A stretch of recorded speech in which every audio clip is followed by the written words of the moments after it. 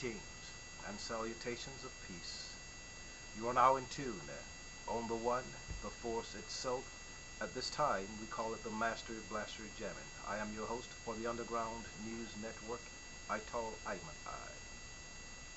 Have you heard of the book, The Story Lottery by Shirley Jackson? I'd like to introduce you to this piece of news. The Virginia Department of Corrections directed the Virginia Press Association to operate the pool to select the newspapers, reporters allowed into witness room during the Virginia executions. On November 4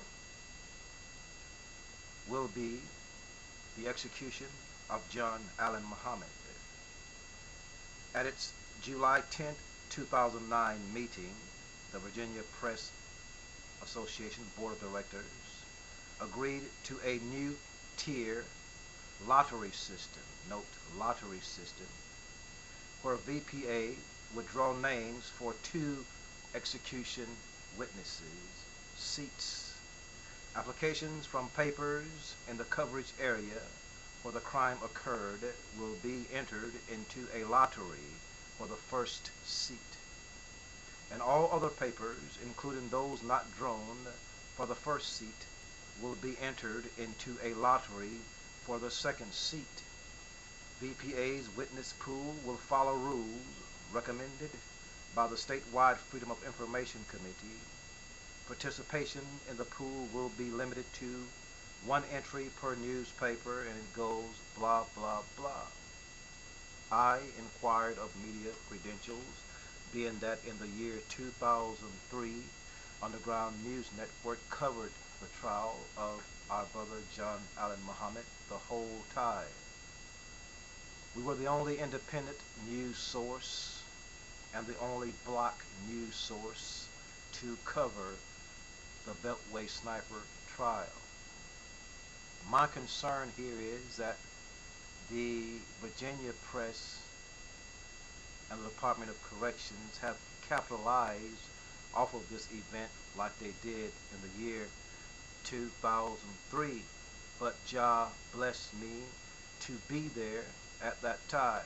So here's a brother, John Allen Muhammad and Lee Malvo, who I found out through my personal research were revolutionary in the sense that Nat Turner was in Virginia in the days of slavery. Now, about 7 years ago, in 2003, 4, 5, 6, 7, 8, 9, 6 or 7 years ago, John Allen Muhammad went on a killing spree, causing the biggest manhunt in history. I saw numerology in what he was doing, and I studied that situation, and it was indeed revolutionary. Now, why is John Muhammad, why does he have to die? I'm against capital punishment, and there are a lot of people who are against capital punishment. But I have noticed that the media is biased. They are racist. I was there covering the trial, so I know it's hard for me to get back. I'm going to try to get there to be somewhere in the media crowd there when they inject John Allen Muhammad to take him away from this life. Note that Charles Manson,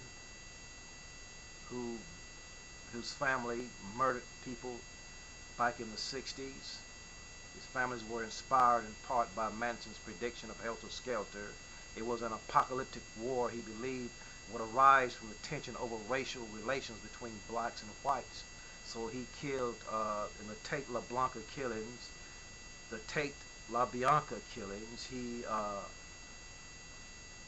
staged it where it seems that black men killed him, and there was supposed to be this race riot after he killed these people. And he would listen to some Beatles music and reading the New Testament revelation. He was trying to start a revelation called Helter Skelter. So, Manson is still living. He's not dead, but Manson is white. Manson is a famous character.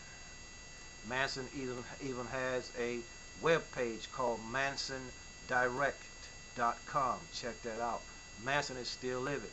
David Horowitz, the son of Sam, the 44 caliber killer, is alive and well. He's serving his 365-year term. He's still alive. The Green River Killer, Gary Leon Ridgway in Walla Walla, he's still alive. He murdered over 48 people. He's still alive. BTK Killer, Dennis Rader, 10 life terms in El Dorado Correctional Facility. He's still alive. Juan Carano, he's in California State Prison. He's still alive. He hacked to death 25 farm workers back in the 1970s. He's still alive. Jeffrey Dahmer, he murdered 17 men, boys, mostly who were African Americans or Asian. He didn't get the electric chair. So why is John Allen Muhammad? Now, there were two in that incident, the 23 days of terror they call it, in the Beltway. There was a young boy, Lee Malvo, and John Muhammad. Now, why isn't Lee Malvo being killed?